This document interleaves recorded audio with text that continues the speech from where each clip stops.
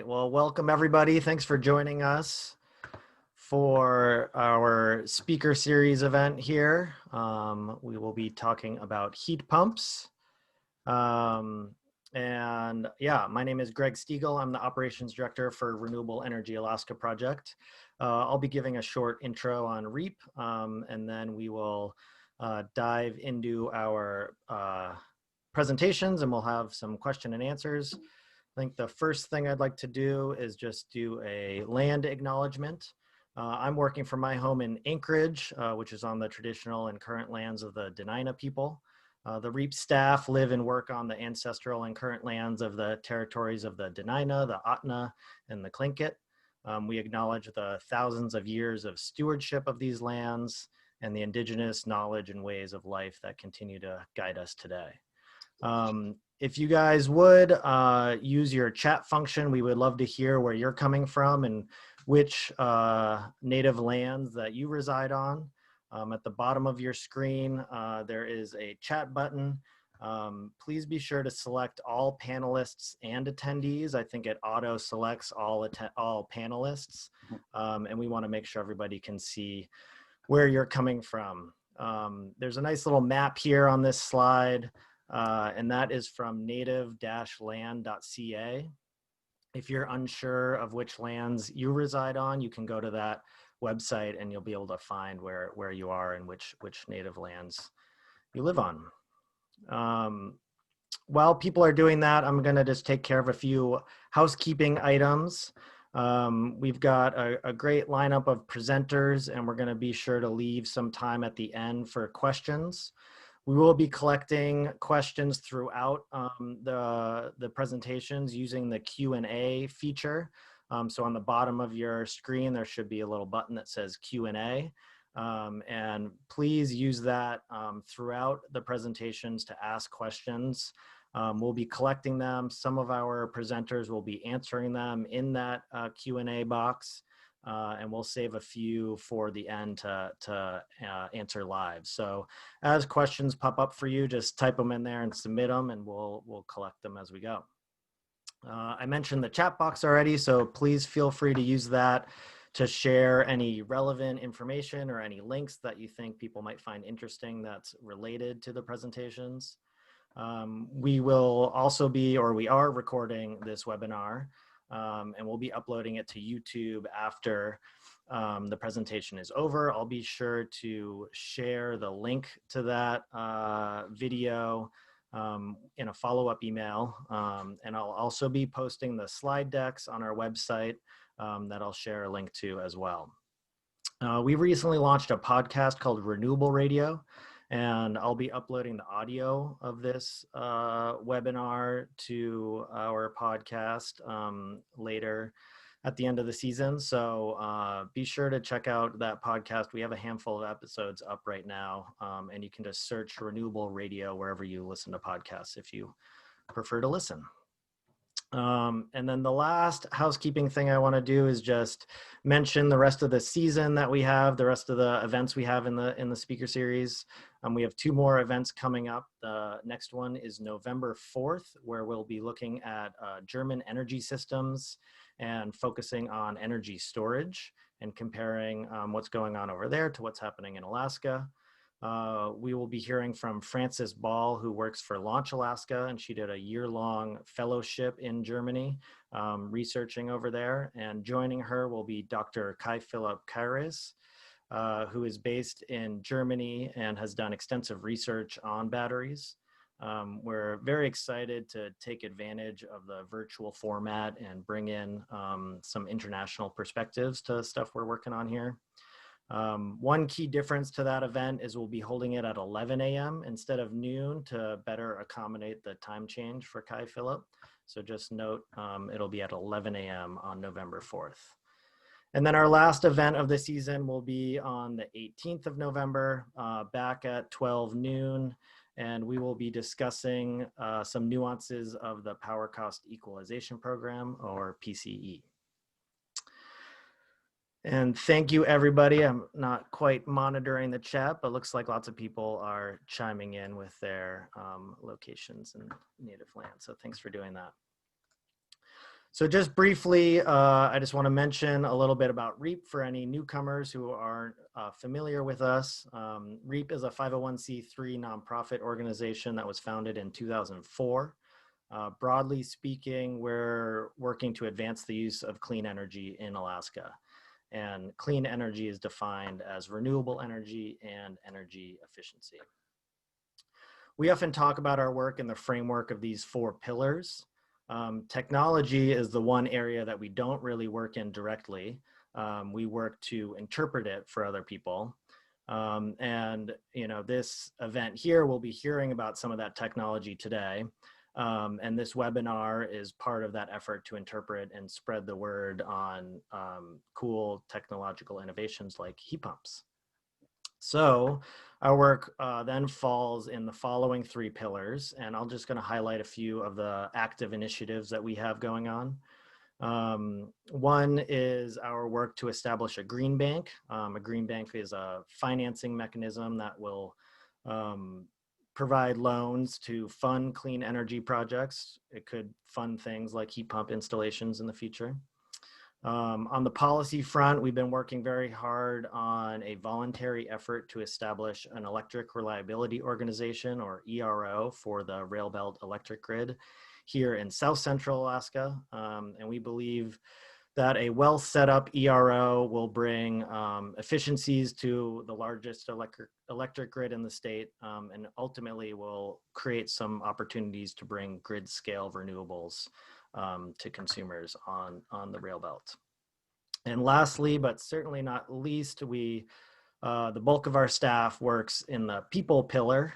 Half of our staff is dedicated to K through 12 STEM education.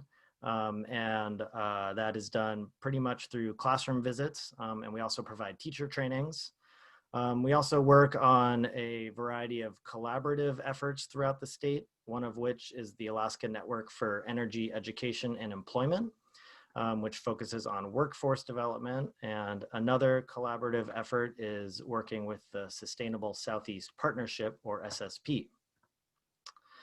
And with that, I will pass the slide deck over to my coworker based in Juneau. I think now he's in Haines though, Clay Good. Clay works with the SSP network and is one of our STEM educators, and he will give a short run through of his work and then introduce our panelists, and we'll get going. So thanks everybody for joining us, and take it away, Clay. Next slide then, please, Greg.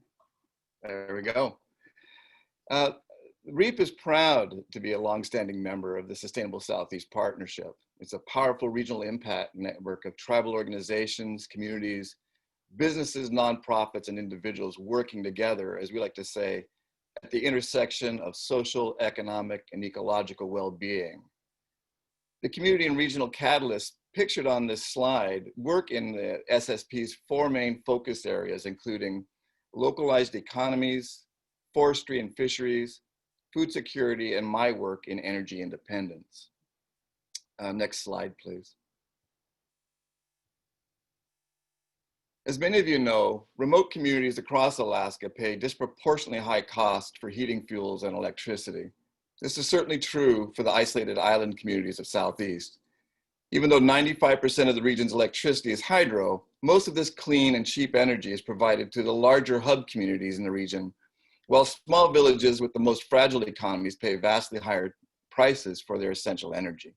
The good news is that new hydro systems are coming online all the time across the region. As you can see in this Renewable Energy Alaska Atlas produced by REAP and AEA, we have plenty of hydro down here, and we exploit a lot of it. The Inside Passage Electric Cooperative has recently developed hydro potential in the communities of Cake and Hoonah, allowing them to be totally diesels off for a large part of the year. And the Alaska Power and Telephone Utility is bringing on new hydro capacity to Prince of Wales Island. This growing capacity of clean and abundant energy is creating numerous beneficial electrification opportunities for Southeast communities, opportunities to save money, strengthen local economies, and reduce their carbon footprint by utilizing new electric vehicle and heat pump technologies to take advantage of this growing clean energy capacity across the region. Alaska Electric Light and Power has delivered clean, renewable hydroelectricity to the capital city for 125 years, long before it was cool. So it's not too surprising that Juneau would emerge as a leader in the region and state in the realm of beneficial electrification. So it's REAP's pleasure today to partner with Renewable Juneau, the Juneau Commission on Sustainability, and Alaska Heat Smart to bring to you today's statewide virtual event. I would like to thank and welcome today's speakers, Angela Grantham with the Renewable Juneau, and Christine Wall, the Juneau Commission on Sustainability and Juneau's newly elected member of the Juneau and Borough City Assembly, Doug Woodby of Renewable Juneau, Steve Benke with Alaska Heat Smart, and Andrew Gallagher with Heat Smart. And with that, I would like to turn over this time to Angela. Thanks, Clay. I'm Angela Grantham, and as Clay mentioned, I serve on the board of Renewable Juneau. Renewable Juneau works in the traditional lands of the Occoquan and Tlingit Ani, and we thank and respect these first Alaskans for their ancestral and present-day stewardship of this land. Today, I'm excited to share with you a bit about how Juneau is emerging as a statewide leader in heat pump adoption. Next slide, please. So examples of this abound across our community, including the installation of heat pumps in some major new construction projects, such as NOAA's Ted Stevens Marine Research Institute, the State Library Archives and Museum Building, the newest dorms at University of Alaska Southeast, the new Valley Public Library, our community's pool, and more. Even our airport has a ground source heat pump. Residential heat pump use is also skyrocketing. Renewable Juneau estimates that at least 100 residential heat pumps have been installed in the last year alone. This number is significantly bolstered by the Tlingit and Haida Regional Housing Authority, which is the regional housing nonprofit mostly serving tribal members. As of June, they have converted 131 homes to air source heat pumps from Saxman to Juneau. So what's driving this success? Next slide, please. For one thing, our clean energy source, as Clay mentioned, we have lots of hydro. Juneau's electricity is 100% hydro-powered. Our electrical rates are also low compared to other Alaska communities at 11.5 cents per kilowatt hour for residential customers during the peak season. The renewable source of power paired with relatively low electrical rates provide a real incentive to convert to heat pumps. Moreover, Juneau has shown a commitment to reducing our community's carbon emissions. This is signaled through our adoption of the Juneau Climate Action Plan in 2011 and the Juneau Renewable Energy Strategy in 2018. Finally, we have the human capital to make this happen. There are a variety of players within the public, the private, and the nonprofit sectors who are committed to converting Juneau to renewable heating sources. Within the private sector, this includes a host of contractors who are locally based, who install heat pumps in new construction and routinely are converting homes from oil or electrical baseboard heating to heat pumps. Within the tribal and nonprofit sectors, we have Tlingit and Haida Regional Housing Association, as I mentioned, who are leading the charge, and organizations like Renewable Juneau and Alaska Heat Smart. And in the public sector, the City and Borough of Juneau's Juneau Commission on Sustainability are pressing for quick action to meet our community's climate and energy goals. So our human capital combines technological know-how, assertive advocacy, grassroots level education, and a groundswell of community-wide interest.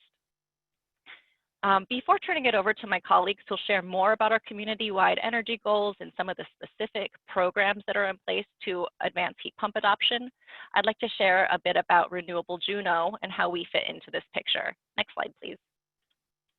Renewable Juneau is a local, completely volunteer-driven nonprofit organization, and our vision is for our community to be 100% powered by renewable energy for heating, transportation, buildings, and more. Advocacy is really our forte, as we work to make connections and jump on opportunities that advance Juneau's renewable energy capacity and adoption.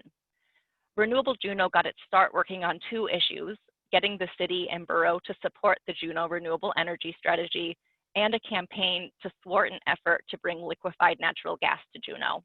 Both efforts have been successful. Renewable Juneau is also known for our annual Heat Pump 101 workshops and our innovative direct action program for reducing local carbon emissions, the Juneau Carbon Offset Fund. Both of these you'll hear more about in a moment, but first I'm going to introduce you to Christine Wall, who's a member of the Juneau Commission on Sustainability and is soon to be an assembly member. Thank you. Thanks, Anjali, and thanks for REAP and others for having us here today. My name is Christine Wall, and I'm a commissioner on the Juneau Commission on Sustainability, also known as JCOS. I wanted to talk today just a little bit about JCOS because it is one of the organizations in the renewable energy space here in Juneau. The Juneau Assembly created JCOS in 2007 with a mission to promote the economic, social, environmental, and governmental well-being of Juneau now and into the future. We have a variety of duties as JCOS, including making recommendations to the Assembly, serving as an advisory group to the city, and then liaising with the public as well on sustainability issues. Obviously, the topic of sustainability is quite broad, and JCOS has been involved in a variety of efforts in our city over the years, but it has been quite active in the production of the Juneau Climate and Implementation Plan, which was developed in 2011, and then the Juneau Renewable Energy Strategy, which was completed in 2018. The Juneau Assembly adopted the Renewable Energy Strategy that year in 2018, which set a target for Juneau to be powered by 80% renewable energy by 2045. And one of the central strategies included in that document includes utilizing our hydroelectric more in heating our city, both in residential, commercial, and public spaces. So broader adoption of air source heat pumps is definitely key for us to reach that goal. If you want to learn more about JRES, Juneau's Renewable Energy Strategy, I'll put a link to that document in the chat here in a second, so you can read more about our goal. And I just wanted to do a quick plug for anybody who is in Juneau.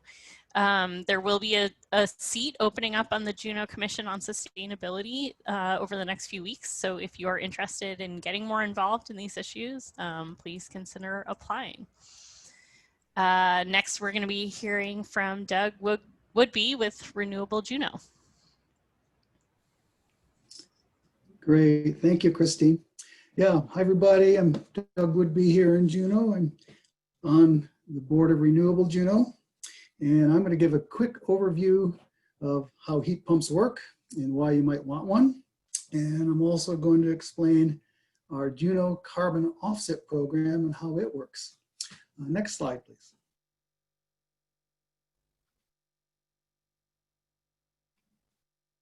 There we go. So on heat pumps, there are three basic kinds used for indoor heating. There are air source heat pumps, which move heat from outside air to indoors, ground source or geothermal heat pumps, which move heat from groundwater to indoors, and then there are water source heat pumps. And they move heat from an open water source, such as the ocean, to indoors. Next slide, please. And the way these work is that they move heat. They don't create it. In effect, they're refrigerators in reverse. They concentrate the heat from outside by moving air, in the case of air source heat pumps, across coils that are filled with refrigerant. And then that refrigerant is pumped through small diameter copper tubes into the house where the heat is released. There's no air moved from outside to inside. And since these heat pumps run on electricity and it's 100% renewable hydro in Juneau, then they're renewable energy systems here in Juneau. Next slide, please. So the Juneau Carbon Offset Fund, which I'll get to in a minute, installs air source heat pumps. And specifically, we refer to those as mini split ductless. And the reason the split means that we have an outdoor unit and an indoor unit, and they're called ductless because there are no air ducts. Please.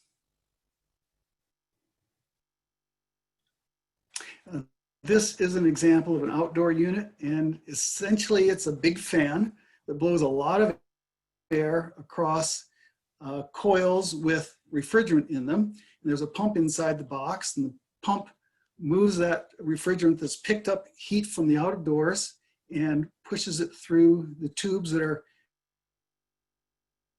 covered by that plastic casing that goes up the side of the wall there. Next slide.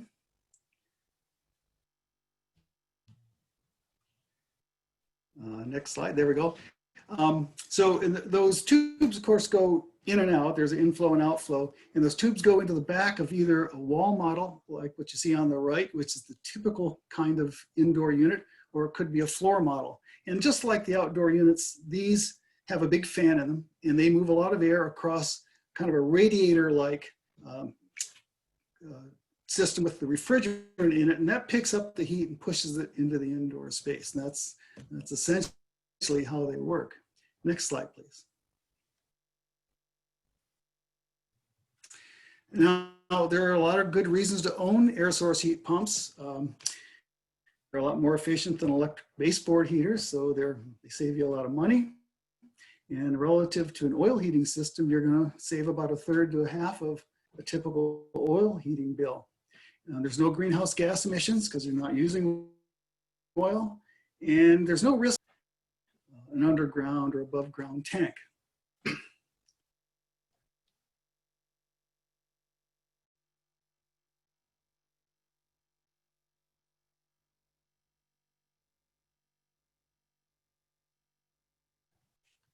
I just got a message that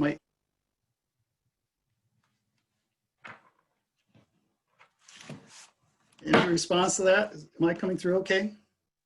You're freezing up a little bit, but you're back on now, Doug. Okay, I'm gonna, just give me a second here. I'm gonna do a little bit of revision here.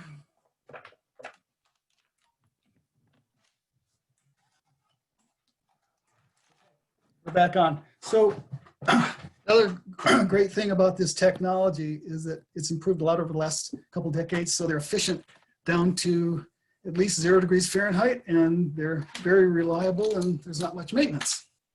Next slide.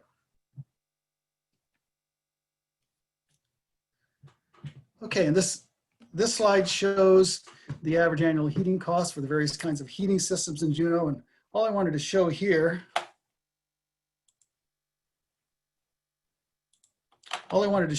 is that on the right-hand side, the various heat pump types are about half the cost of the more traditional energy sources, or the heating systems that we have in Juneau. Next slide, please.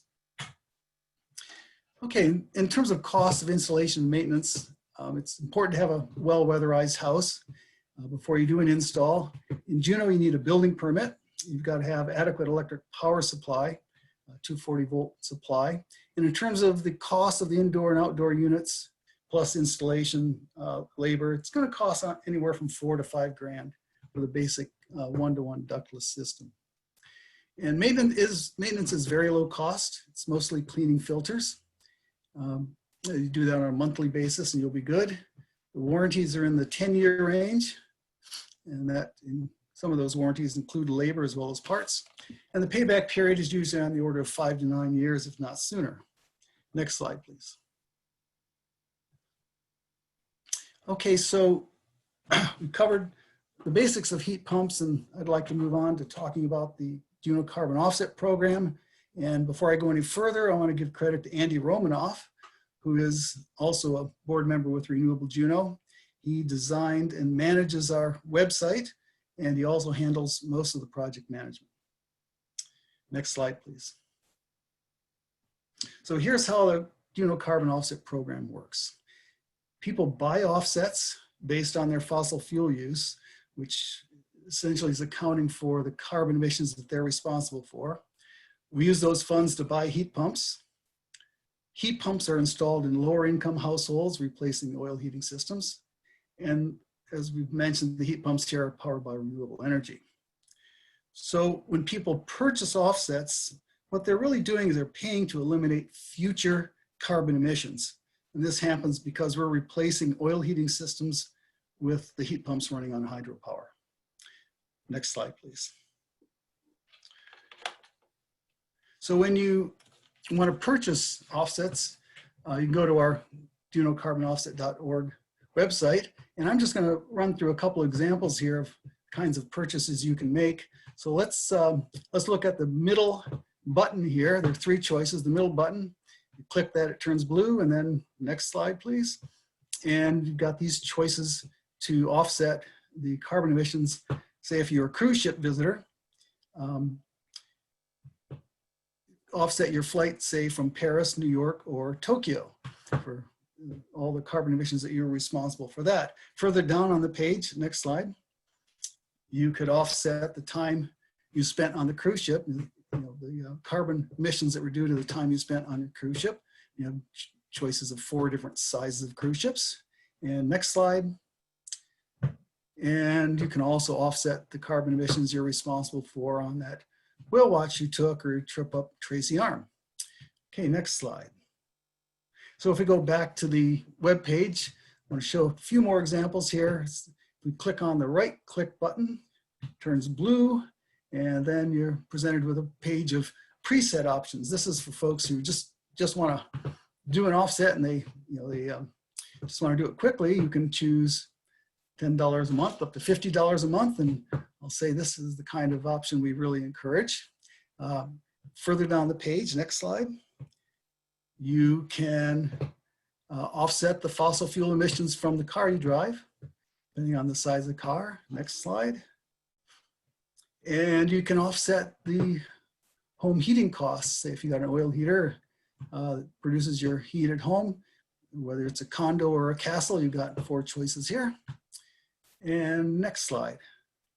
Or you can just kind of wrap it all into your family's annual carbon emissions that you can offset. You can choose family size from 1 individual up to 4. Now, when you click on one of these choices, and go ahead, next slide, you go to a purchase page where you give your credit card, your PayPal account, and all the offset purchases go through the Juno Community Foundation, which is our fund manager. And then we use those funds through a competitive bid process to hire local installers. And at the same time, we've been seeking applications from lower income households who want to have a heat pump installed in their house. And those applications are reviewed by a committee that's familiar with housing issues in Juneau. And if they review the applications, they look good, we'll do a site visit, make sure that the house is appropriate for an installation. And then bingo, we've got an installation. Next slide, please. So that's essentially how the offset program works, just the basics of it. And I wanted to explain some of the unique properties. And I guess it can be summed up in a word that it's local. So when we use those funds to purchase heat pumps, we're spending it locally. We're buying local or hiring local installers. And the families that have a heat pump, they're cutting their heating bills significantly, so they have additional money to spend for necessities.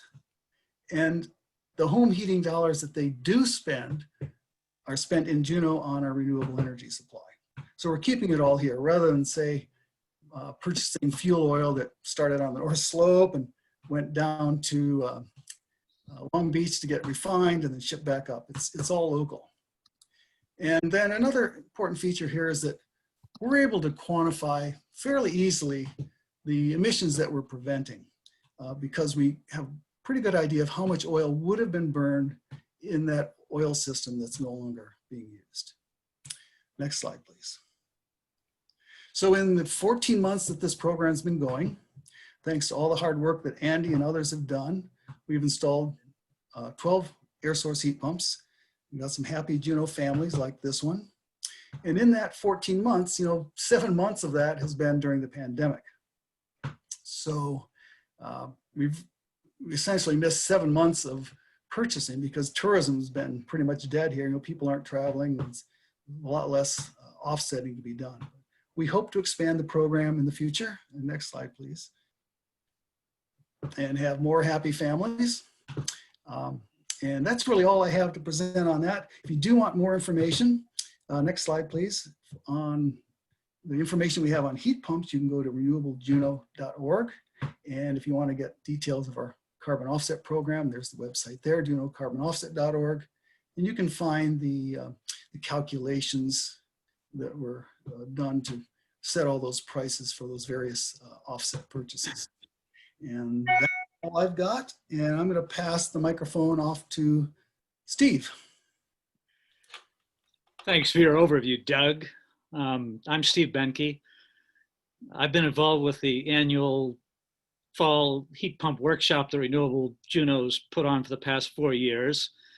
And I'm pleased to have the chance to introduce a new program in Juneau, Alaska Heat Smart. It's a new Juneau-based nonprofit with a mission of promoting energy efficiency and clean heating systems. We want to help make air source heat pumps the default heating system in Juneau. Alaska Heat Smart provides information and free home assessments to help homeowners decide about converting their heating system to a heat pump. In a minute, we're going to share a short video describing how our program works, but I'd like to give a little more background on how Alaska Heat Smart came into being. You've already heard about the benefits of heat pumps and how they work. We've identified two main barriers to heat pump adoption here. One is confusion about the technology and whether it'll work well in specific circumstances, specific communities and homes. And the second barrier is upfront costs. Since we don't have a whole lot of money, we've focused on the first of these problems by providing good information and advice. And we're working on new programs to try and address the second to help reduce the costs of heat pump purchases. Alaska Heat Smart's coming up on about a year old in December. We formed as a coalition of a number of groups with interest in reducing carbon emissions and saving homeowners on their heating costs. Groups that participated in putting Heat Smart together included Renewable Juneau, the CBJ's Commission on Sustainability, the Southeast Alaska Building Industry Association, the Juneau Economic Development Council, and ALNP, which is Juneau's privately owned electric utility. We received startup funding from the City and Borough of Juneau as part of their contribution to community goals of addressing climate impacts as well as helping homeowners save money. In addition to the home assessment and advisory services that you're going to hear about in this video clip, we're also getting some new programs underway this winter to assist a wider range of homeowners and address that second barrier to heat pump adoption, the upfront costs. We're partnering with the Cold Climate Housing Research Center out of Fairbanks with a grant from the Department of Energy to develop some new pilot projects that will provide additional assistance and collect some better data that we'll use to take these next steps. Under these programs, homeowners will have several new options. They'll be able to add a free comprehensive home energy audit to our heat pump assessment. They'll be able to enroll in a heat pump bulk purchase installation project that we expect to lower costs, or in a program that combines heat pumps and additional home energy efficiency measures that will also be kind of a bulk purchase arrangement. We're going to be rolling these programs out in the next few months. So stay tuned to our website, Facebook, and others. And there'll be links to our Alaska Heat Smart's website on the chat and on the materials we've got. Another new program we're developing is a special heat pump loan program. We're working with a local credit union to make available an easy to use, low interest loan for air source heat pumps. With that background, here's a 10-minute video narrated by Andrew Gallagher, who works for Heat Smart, that provides more information on Juneau's experience with heat pumps, shows some Juneau homes and heat pumps, and describes how Alaska Heat Smart helps homeowners out. If you could run that clip, please.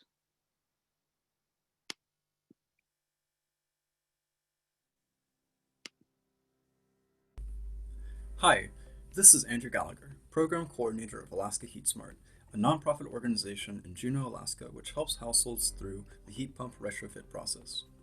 Heat Smart has partnered with organizations like Renewable Juneau, the Juneau Carbon Asset Fund, Alaska Electric Light and Power, and the University of Alaska's Cold Climate Housing Research Center. Startup funding has come from the City and Borough of Juneau.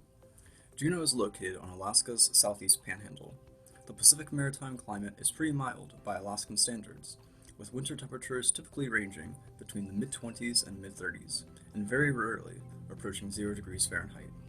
This is well within the operating range for today's air source heat pumps. However, the high humidity in this coastal environment presents unique challenges to the systems that Alaska Heat Smart is continuing to explore. Buildings make up around 40% of Juneau's total energy consumption, and space heating is the vast majority of the average household's energy consumption. The primary sources of heat are electric resistance and heating oil, with wood also contributing. There are no roads to Juneau, so all oil is shipped in by barge from the lower 48. Juneau's electric utility is Alaska Electric Light and Power, and it operates several hydropower facilities in the area that provide nearly 100% of Juneau's renewable, carbon-free electricity. One of the goals of Alaska Heat Smart is to reduce Juneau's reliance on oil heating while not outstripping our hydroelectric resource. Air source heat pumps are proving to be an ideal tool for achieving that. Alaska Heat Smart provides free consulting services to Juneau homeowners. We will evaluate their homes to assess the feasibility of installing a heat pump. We identify some of the configuration options available to them, and we calculate their estimated energy savings, dollar savings, investment payback, and CO2 emissions reduction. The first factor we consider when evaluating a home is what the owner's goals are. Some owners are primarily focused on reducing their heating bill. Others are motivated to reduce their use of oil and the environmental impacts stemming from that. In other cases, the existing heating system has reached the end of its service life and needs to be replaced.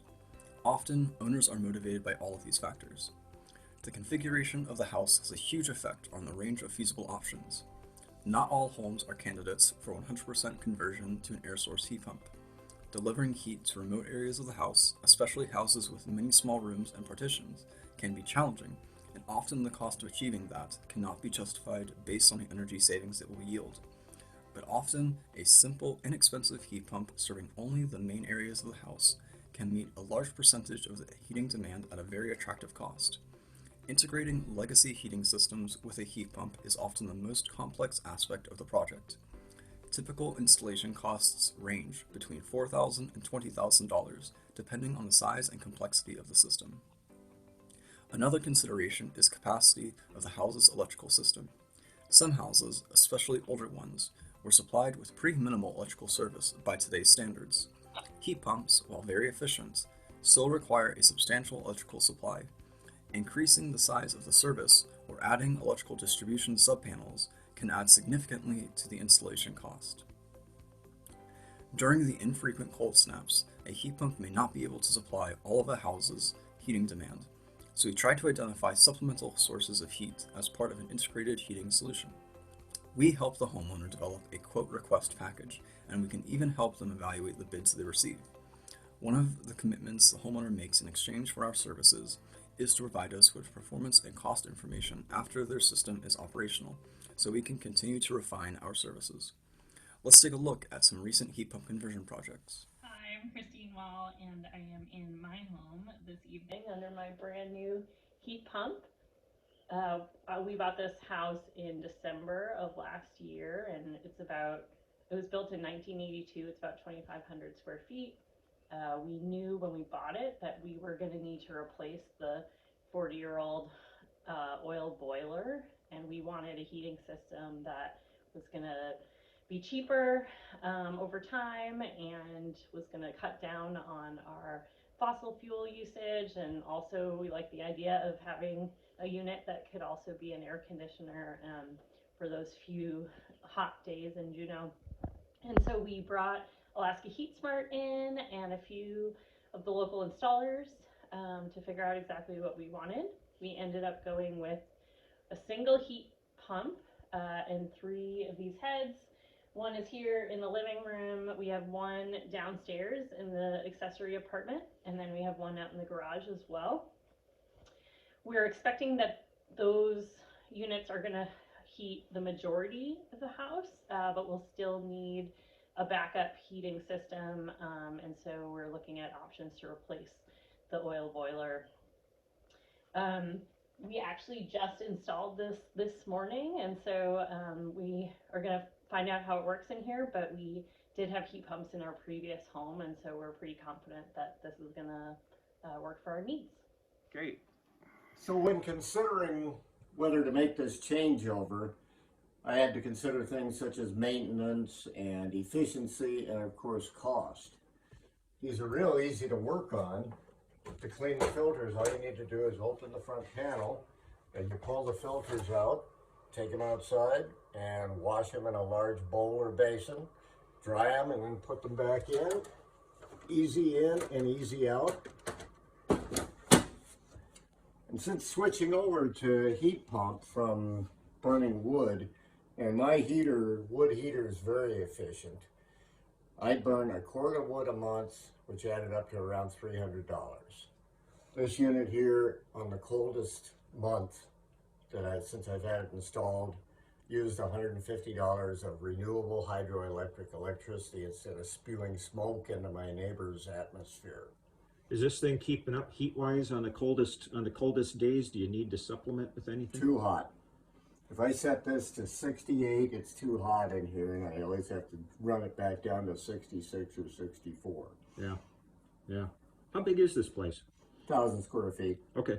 Yeah, that's So a nice size it's unit. designed perfectly for the one unit installation. Yep. So this is the first head we had installed, which heats our dining and kitchen area where the family spends most of our time, the family being my husband and myself and our 2 cats. And the cats have changed their habits and they now fight to sit in this chair right here where the pump blows the heat down. There's an open loft upstairs where the bedrooms are, and in order to heat that upstairs, all we have to do is open the bedroom doors and let the heat travel up. Second heating head that we had installed, and it heats this room here and out into our open area living room, so it provides good transfer of heat all across the first floor, especially when running in conjunction with the first heater. We had an ideal placement area for the outside unit of the heater where it could go up and straight into the house, into that first unit, and then ran a pipe in our crawl space to go back to the second unit. So that made for an easy install. Then our heating use and our heating bill has been, we've learned how to manage it. Last winter when we had a really cold stretch, we did have a high bill. We just reevaluated how we used it, and we were paying $0 for heating oil. After seeing these 3 homeowners, you might be wondering how you or someone you know could make use of Alaska Heat Smart services. Here are a few steps on going through our heat pump assessment process. First, you should become familiar with heat pump basics. Our website has aggregated resources that should be useful. You should feel comfortable with how the technology works and what it would look like in your home, and how your utility costs could change. We're here to help answer your questions. Submit an application to HeatSmart for a home assessment. You can find the application on our website under the Sign Up page. Just provide your name, contact information, and address, and we'll get back to you within a few days. After we contact you, you'll probably be asked to provide more detailed information such as the size of your house, its age, its current heating system, and more. We'll need your permission to access your electricity consumption information from AEL&P. If you're heating with oil, it's important that we know your seasonal fuel usage. Local fuel companies often require that you contact them directly to receive your purchase history. If you're heating with firewood or wood pellets, we'll need an estimate of your annual consumption. After we've compiled all of the preliminary information, we will conduct a heat pump assessment of your home. We'll take into consideration factors such as your home's floor plan and layout, how heat is currently delivered to those spaces, how you use those spaces in your home, and what your goals are for installing a heat pump. Due to COVID, we will conduct this remotely as much as possible. We'll provide a report to you describing different heat pump conversion options for your home and their cost and CO2 reduction estimates. If you decide to move forward with a retrofit, you will need to receive quotes from heat pump installers in the area. We can provide you with a standardized request for quotes, which you can take to the installers, and we can also help you evaluate the different quotes you will receive. We ask that you allow us to follow up with you after installation to evaluate how the system is working out for you so that we can further refine our services to better serve other Juneauites considering a heat pump. Thanks for your attention today. And if you would like to get in touch, feel free to reach out to our phone or email listed here.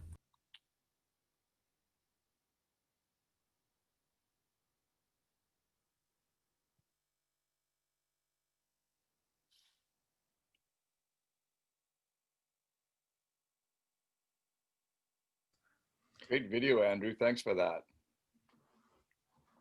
Yeah, thank you. And yeah, that was great and informative. It looks like there have been kind of a handful of questions streaming in through the chat function. And Clay, I'm hoping that you've got a handle on a couple good ones to throw out to get us started. And yeah, as we move into the question and answer session here, yeah, remember there is the Q&A feature as well. So feel free to ask questions there. Yeah, we'll jump right into it. Sure.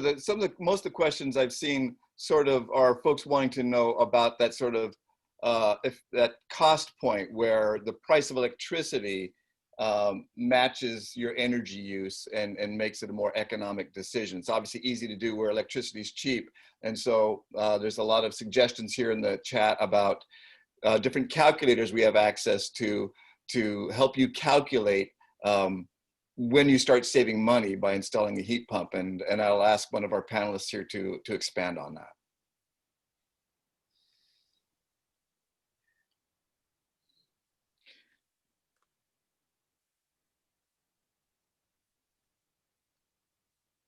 Anybody?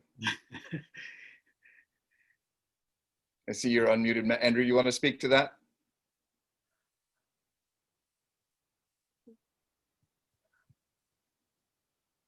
Yep. You're muted, Andrew. Oh, it's his microphone. Sorry about that. Well, why don't you take a stab at that, Steve? You know, everybody wants to see how do we make this work for us economically.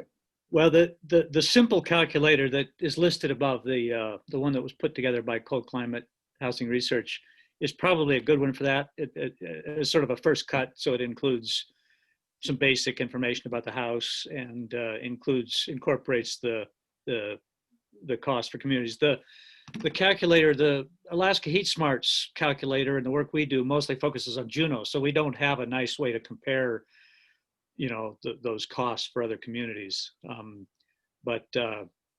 I've forgotten where that calculator is listed up above somewhere in the chat screen here. Certainly the low cost of electricity in Juneau is what, and the fact that we have this hydro that is clean is really a huge asset, you know, for us in Juneau. There are other considerations though. We all know that whichever community you're in, moving oil around and getting oil delivered and, you know, is a big extra hassle. And there's also the cost of oil spills and oil cleanup that we're finding to be an issue here in Juneau pretty regularly now. There's pretty high cost to having to deal with old 40, 50-year-old oil tanks and so forth. So we're seeing a fair number of conversions for that reason alone, that people have just decided they're not going to mess around with having to move and store oil so much. Anybody else got a better answer though, a more direct answer on the cost calculation? Well, I like that you bring in the nuances. There are costs of maintenance and even at more expensive than Juneau, there's a big payback. These are really efficient technologies, and they're just getting better all the time. And the truth of the matter is, particularly in other Southeast communities, the more electricity people start buying, the lower their rates will become over time. They're capitalized in a lot of their hydro development, and it's reflected in their rates. And so when people start using more electricity, then it starts being less expensive for all the consumers in the smaller villages. It's true anywhere. Yeah. Well, one immediate thing is anybody that's doing any space heating with electric baseboards or electric resistance heat is already automatically spending 2 to 3 times what it's going to cost for. And I know that electric resistance heating is not the basic for most places, but there's certainly a lot of people that do rely significantly or use electric resistance heating significantly. So that's an immediate reduction for any of us. Another question we received was about the capacity, particularly in Juneau, to absorb the adoption of this. And certainly that's kind of a technical question, and we could ask folks from our local utility to give us the details on that. But perhaps one of you could give us an overview of the relationship between developing our beneficial electrical technologies and the amount of electricity available. Well, let me take a stab, just at least the first stab at that, which is, I think you need to think about it, that we generally think about it kind of in two phases. Right now, the levels of heat pump adoption we're seeing in Juneau are not an issue in terms of impacts on electric capacity, electric supply. We are seeing kind of we've seen recently, at least on the building permits, a doubling every 2 years in the number of heat pumps, which is a pretty rapid rate of adoption. But one thing is that some of those heat pumps are going into homes that are currently heated with electric resistance. So every time somebody moves to save money by replacing their, by putting in a heat pump instead of a electric baseboard, they're freeing up 2 or 3 units of electricity for the rest of us to use. So that's one part of the short-term answer. The longer term is Juneau's hydro capacity is pretty much, in some ways, is at its limit, because we have demand from our local mine, which would use all, as much hydroelectricity as they can get, and they've been on, they've been cut back, and especially last summer before last with our drought conditions. We have cruise ships that are on interruptible power and would like to have more power, and we have some buildings here in town. Our federal building is on interruptible hydropower, so when there's not enough power, they shut that off and turn on their own heating oil systems. But Juneau does have, we do have a fair amount of some room to maneuver, and one of the things that ALMP and Alaska Heat Smart and others are looking at are how to improve energy efficiency so that we can spread that existing hydro out further. And then there are a number of things in the works, and Christine and others involved with the Commission on Sustainability know that the community is looking for ways to increasingly electrify our transportation, heating, and industrial loads. And on out there in the future, ALMP does have additional increments of hydropower they could add. We have the private hydropower developer, Sweetheart Lake, that could provide power if there's a need for additional power.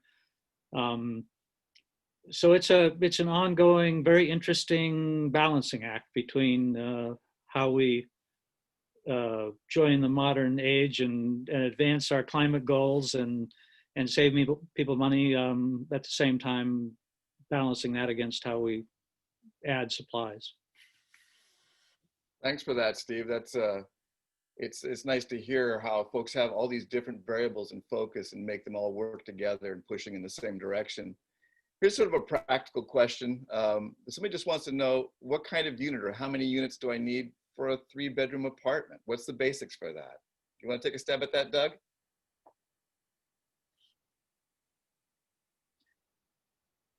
You're muted.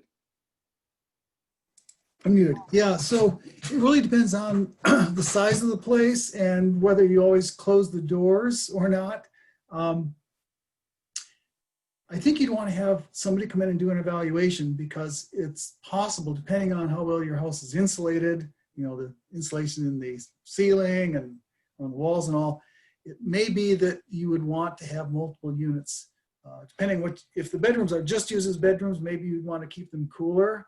But if you use them, for example, as studies or kids' playroom, or whatever you might use them for, you might want them warmer. So I think you'd want to have somebody come in and evaluate it, because if you really want to keep them warm, you might have to have multiple indoor units, like a one system. And I guess that's a perfect place for a plug for Alaska Heat Smart Services, because that's exactly what we try to do, is help people understand their goals, figure out what they really want to accomplish with their heating system, understand the trade-offs between costs and, you know, additional cost of the equipment and additional operating costs, and how their existing heating system might work to supplement those things. So that's one of the reasons why Heat Smart services are useful, because unlike an oil system, which are always way oversized and basically can blast out all the heat that anybody ever needs, a heat pump needs a little more fine tuning. It needs to fit more closely with your existing your existing house and your existing needs. Thanks for that. This seems to be the main themes we've heard in the questions. Does anybody else see any other questions you'd like? Any other points you'd like to make before we close our lunch hour?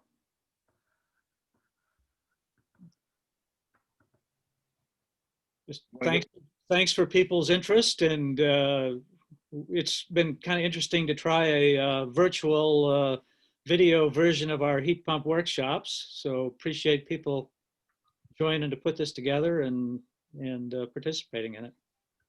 Okay, I've just been reminded here that there's some questions in the Q&A. Let me take a quick look at those.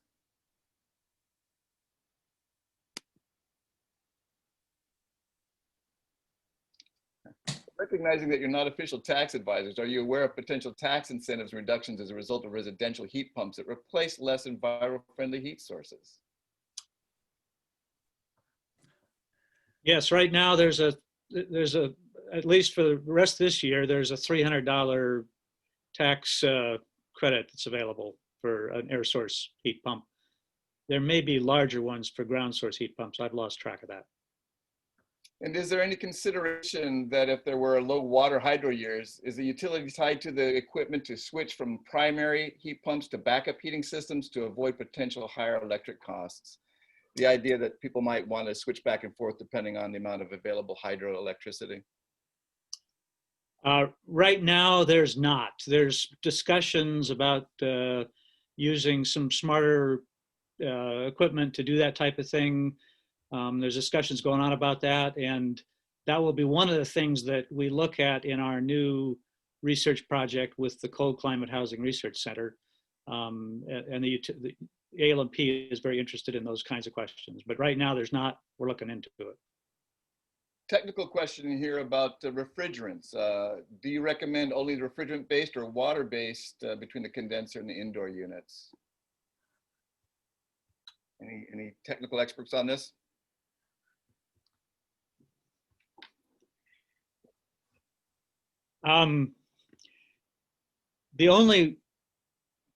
As I understand it, there's only one water-based system, which is really a hot water heater. The Sandon system, right, uses water.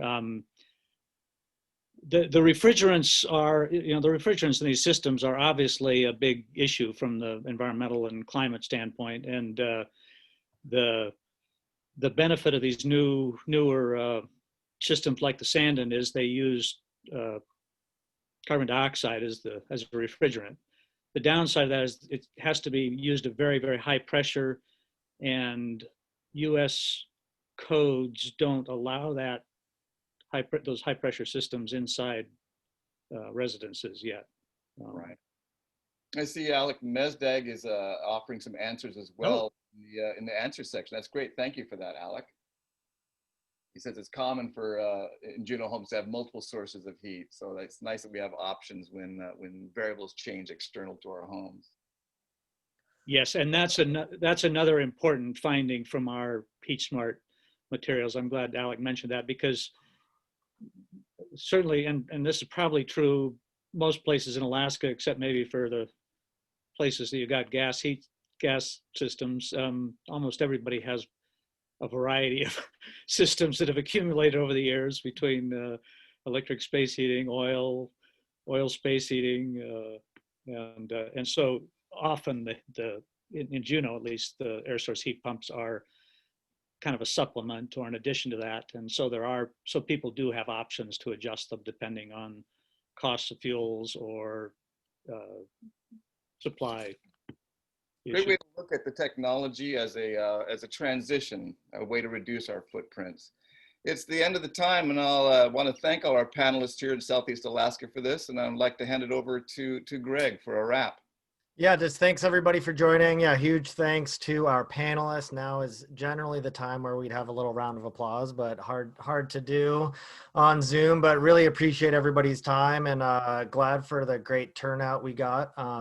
As I mentioned in the beginning, we'll be sharing the video of this presentation. I'll have the slide deck available. There was a question about the video that Andrew put together, and it looks like that'll be available on the HeatSmart website, along with, you know, in the presentation slide deck that'll be on the REAP website. But we'll be sure to send links out to everybody so all this is at your fingertips. And we hope you can join us next Wednesday, November 4th, or not next Wednesday, but 2 Wednesdays from now, November 4th, at 11 a.m. for our discussion on Germany's energy systems and their energy storage. So yeah, thanks everybody. Thanks for joining, and we'll see you on November 4th. All right. Thanks, all. Take care, everybody. Take care.